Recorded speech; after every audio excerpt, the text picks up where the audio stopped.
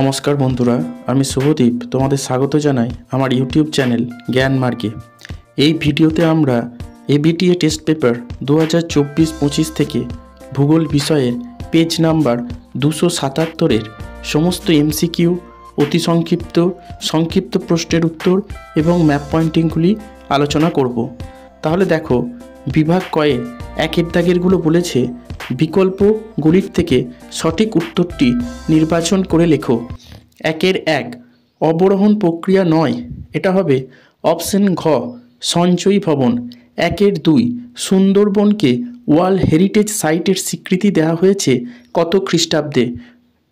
এটা হবে অপশন ক 1987 খ্রিস্টাব্দে। 3 একটি নির্দিষ্ট আয়তনের বায়ুতে জলীয় বাষ্পের প্রকৃত পরিমাণকে বলা হয়, এটা হবে অপশন খ চরম আর্দ্রতা। 4 জিওট্রফিক বায়ু হলো, এটা হবে অপশন ঘ জেট বায়ু। 5 মরা কোটালের ক্ষেত্রে কোন তথ্যটি সত্য? এটা হবে অপশন ক চাঁদ সূর্যের আকর্ষণ বল পরস্পর বিরোধী। 6 সোমালি স্রোত দেখা যায়, এটা হবে অপশন গ ভারত মহাসাগরে। 7 জমা জৈব বর্জ্য থেকে যে গ্যাসটি উৎপন্ন হয় তা হলো, এটা হবে অপশন ঘ মিথেন। 8 সিন্ধু নদের দীর্ঘতম উপনদীর নাম হলো, এটা হবে অপশন ঘ চন্দ্রভাগা। 9 ভারতের প্রায় কত শতাংশ অঞ্চলে পলি মাটি দেখা যায়? এটা হবে অপশন খ 46%। 10 হার্ট প্যান গড়ে ওঠে নিচের কোন অঞ্চলের মৃত্তিকাতে? এটা হবে অপশন গ হিমালয়ে। 11 হিন্দুস্তান শিপইয়ার্ড অবস্থিত, এটা হবে অপশন ক বিশাখাপত্তনমে। 12 ভারতের লিঙ্গানুপাত সব থেকে কম 2011 সালের আদমশুমারি অনুসারে, এটা হবে অপশন ক হরিয়ানায়। 13 ব্যাকওয়াটার্স এর একটি উদাহরণ, এটা হবে অপশন খ অষ্টমুদি। 14 একটি নিষ্ক্রিয় সংবেদক হলো, এটা হবে অপশন খ MSS। এরপর বিভাগ ক্ষয়ের 2 দাগেরগুলো শুদ্ধ অশুদ্ধ নির্বাচন করতে বলেছে। 1 কলকা নদীর এল ক্যানোন্দা কলকা পৃথিবীর গভীরতম গিরিখাত, এটা শুদ্ধ। 2 পর্বতের প্রতিবাদ ঢালে বৃষ্টির ছায় অঞ্চল বিরাজ করে, এটা অশুদ্ধ। 3 অ্যানিমোমিটারের সাহায্যে বায়ুর গতিবেগ মাপা হয়, এটা শুদ্ধ। 4 নিরক্ষীয় অঞ্চলে সমুদ্র জলের লবণতা সর্বাধিক থাকে, এটা অশুদ্ধ। 5 পুনর্নবীকরণের ফলে পুরানো খবরের কাগজকে কাঁচামাল হিসেবে ব্যবহার করে কাগজ উৎপাদন করা যায়, এটা শুদ্ধ।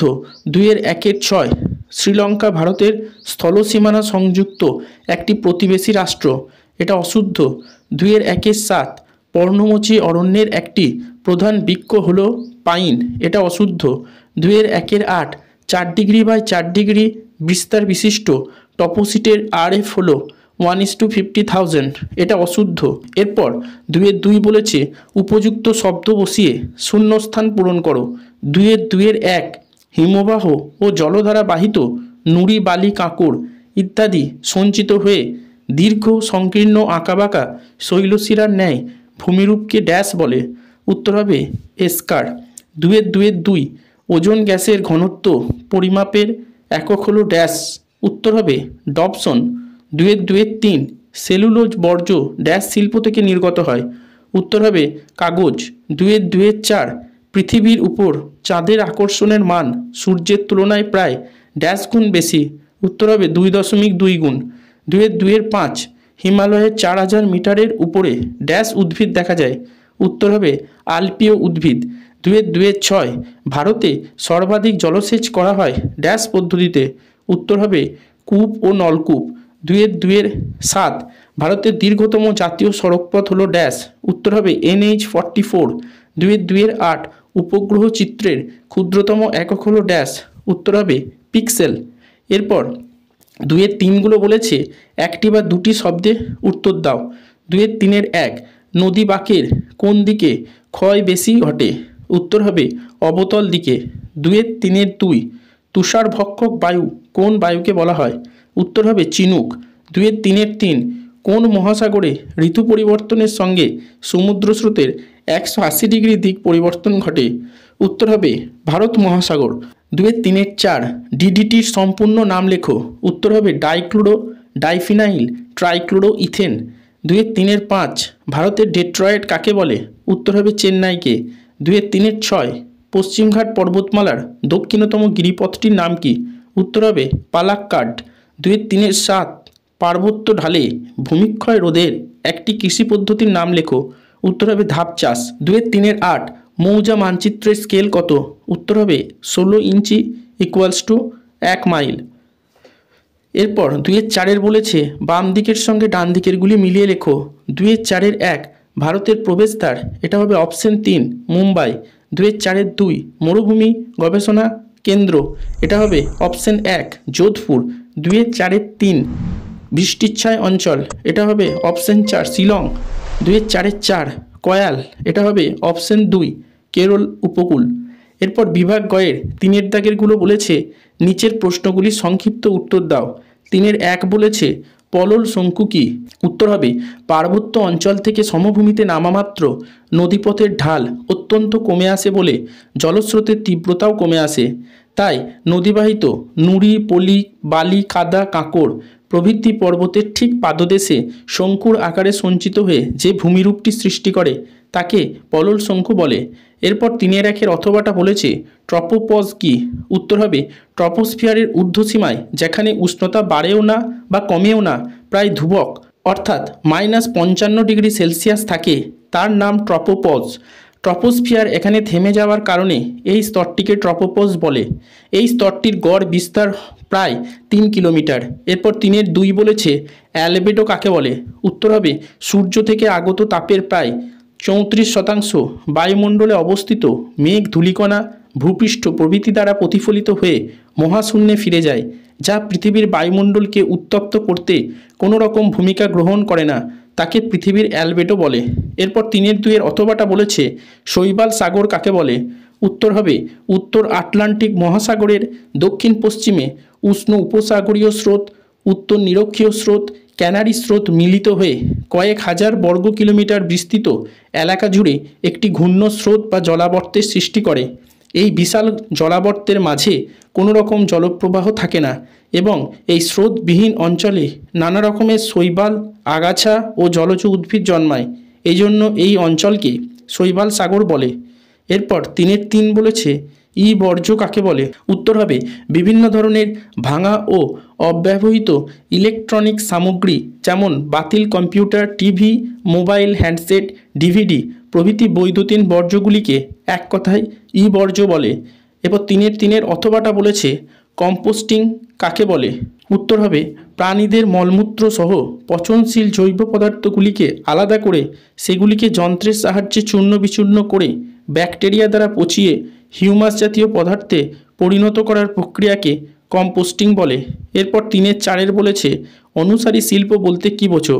উত্তর হবে কোনো বৃহৎ শিল্পকে কেন্দ্র করে যেসব ছোট ছোট শিল্পগুলি গড়ে ওঠে সেগুলিকে অনুসারী শিল্প বলে। যেমন পেট্রোরসায়ন শিল্পকে কেন্দ্র করে গড়ে ওঠা কৃত্রিম রাবার, রং, তন্তু, ঔষধ, কীটনাশক, বস্ত্র ইত্যাদি শিল্প। এরপর 3-4 অথবাটা বলেছে ভারতের সোনালী চতুর্ভুজ কি? উত্তর হবে ভারতের 4 প্রান্তে থাকা বৃহত্তম 4টি মেট্রোপলিটন শহর দিল্লি, চেন্নাই, মুম্বাই ও কলকাতাকে যে বৃহৎ উন্নত সড়ক দ্বারা সংযুক্ত করা হয়েছে তাকে সোনালী চতুর্ভুজ বলে। এরপর 3-5 বলেছে তামিলনাড়ু উপকূলে বছরে 2 বার বৃষ্টিপাত হয় কেন? উত্তর হবে জুন জুলাই মাস নাগাদ দক্ষিণ পশ্চিম মৌসুমি বায়ু ভারতে প্রবেশ করলে তামিলনাড়ু উপকূলে বর্ষাকালের সূচনা হয়। আবার অক্টোবর নভেম্বর মাসে দক্ষিণ পশ্চিম মৌসুমি বায়ু প্রত্যাবর্তনকালে দিক পরিবর্তন করে উত্তর পূর্ব দিক থেকে দক্ষিণ পশ্চিম দিকে প্রবাহিত হওয়ার কারণে বঙ্গোপসাগর থেকে জলীয় বাষ্পপূর্ণ বাতাস তামিলনাড়ু উপকূলে প্রবেশ করলে বৃষ্টিপাত সৃষ্টি হয়।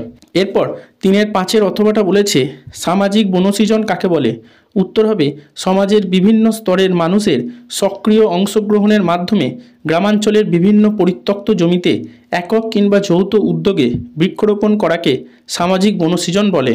এরপর 3-6 বলেছে ভূবৈচিত্র্য সূচক মানচিত্রের বৈশিষ্ট্যগুলির মধ্যে 2টি লেখো।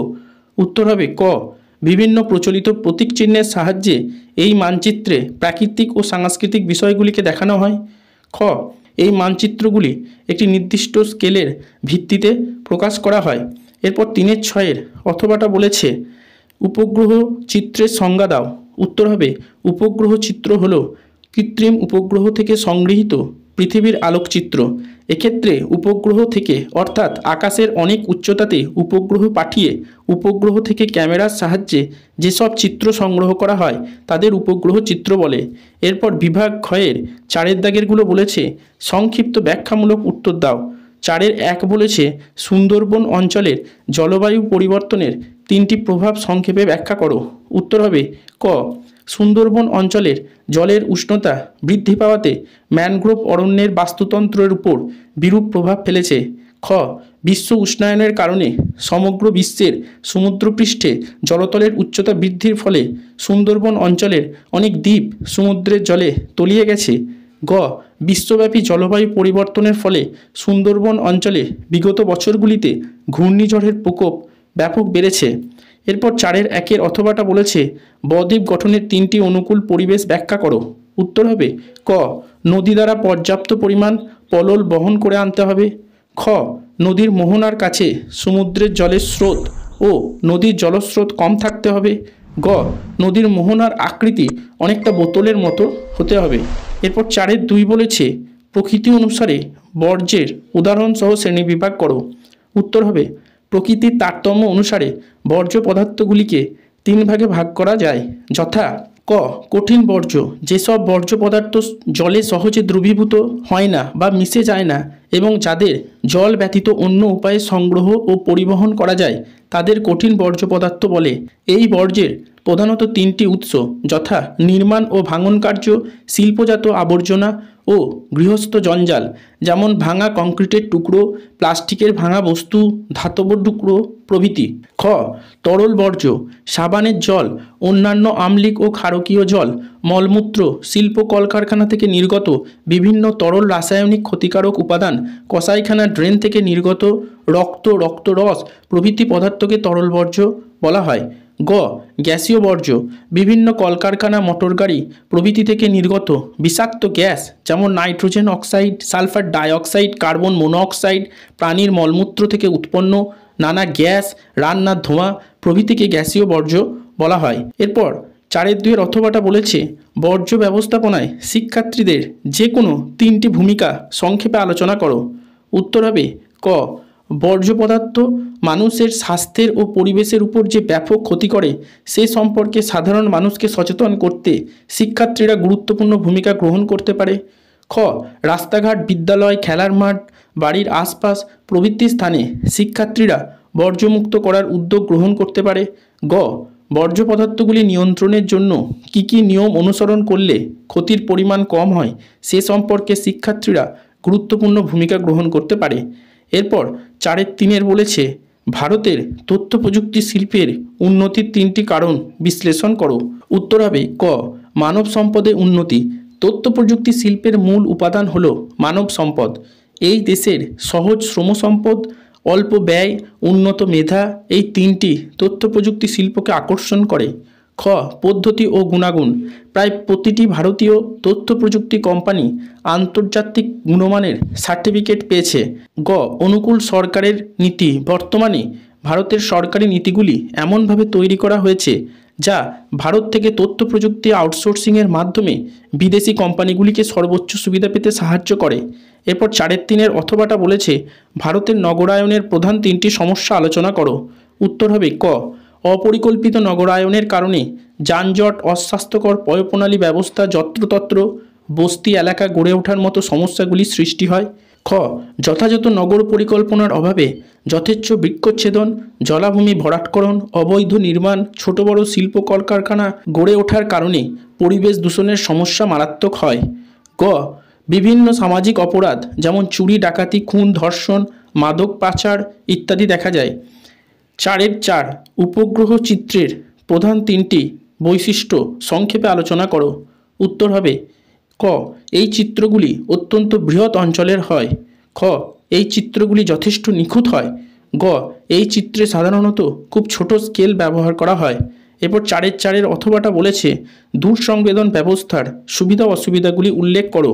উত্তর হবে ক, পৃথিবীর বিস্তীর্ণ অঞ্চলের তথ্য এই ব্যবস্থা দ্বারা অতি অল্প সময়ে একেবারে সংগ্রহ করা সম্ভব। খ, ভূপৃষ্ঠের দুর্গমতম এলাকার বিভিন্ন বিষয়ের প্রয়োজনীয় তথ্য এই ব্যবস্থার মাধ্যমে সহজেই পাওয়া যায়। গ, এই ব্যবস্থায় তথ্যগুলি সংখ্যার আকারে সংগৃহীত হয় বলে অনেক তথ্য যেমন সংগ্রহ করা যায়, তেমনি কম্পিউটারের সাহায্যে এগুলির বিশ্লেষণ করা অনেক সহজ হয়।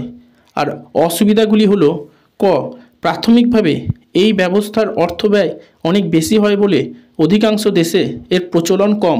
খ, বৃহৎ অঞ্চলের তথ্য একসঙ্গে সংগ্রহ করা হয় বলে ওই বিস্তীর্ণ অঞ্চলের অনেক ক্ষুদ্র ক্ষুদ্র বৈশিষ্ট্য থাকে, সেগুলি সম্বন্ধে সঠিক ধারণা করা যায় না। আর গ, অনেক সময় মেঘাচ্ছন্নতা ও অন্যান্য বায়ুমণ্ডলীয় প্রতিবন্ধকতার কারণে এই ব্যবস্থায় সঠিক তথ্য পাওয়া যায় না। এরপর বিভাগ 6-এর দাগেরগুলো দেখো ম্যাপ পয়েন্টিং করতে দিয়েছে। 6-1 বলেছে সাতপুরা পর্বত। এটা তোমরা পশ্চিম মধ্য ভারত করে দেখো একটা গাঢ় বাদামি রেখার সাহায্যে সাতপুরা পর্বতকে দেখানো হয়েছে। 6-2 গোদাবরী নদী। এটা দেখো তোমরা দক্ষিণ পূর্ব ভারতে যে নীল রেখাটি দেখানো হয়েছে সেটা হলো গোদাবরী নদী। এরপর 6-3 একটি অত্যধিক বৃষ্টিপাতযুক্ত অঞ্চল। এটা দেখো মেঘালয় রাজ্যকে দেখানো হয়েছে নীল রঙের রেখা দিয়ে। এরপর 6-4 পৃথিবীর বৃহত্তম ম্যানগ্রোভ অরণ্য অঞ্চল। এটা দেখো পশ্চিমবঙ্গের দক্ষিণে সুন্দরবন অঞ্চলকে সবুজ রং দিয়ে দেখানো হয়েছে।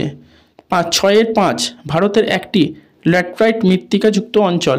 এটা দেখো পূর্ব ভারতের যে লাল রঙের প্যাচটি দেখানো হয়েছে সেটা হলো ল্যাটেরাইট মৃত্তিকা অঞ্চল। এরপর 6-6 বলেছে ভারতের একটি কফি উৎপাদক অঞ্চল। এটা দেখো একেবারে দক্ষিণে যে সবুজ রঙের প্যাচটি দেখানো হয়েছে সেটা হলো কফি উৎপাদক অঞ্চল। 6-7 ভারতের সিলিকন ভ্যালি।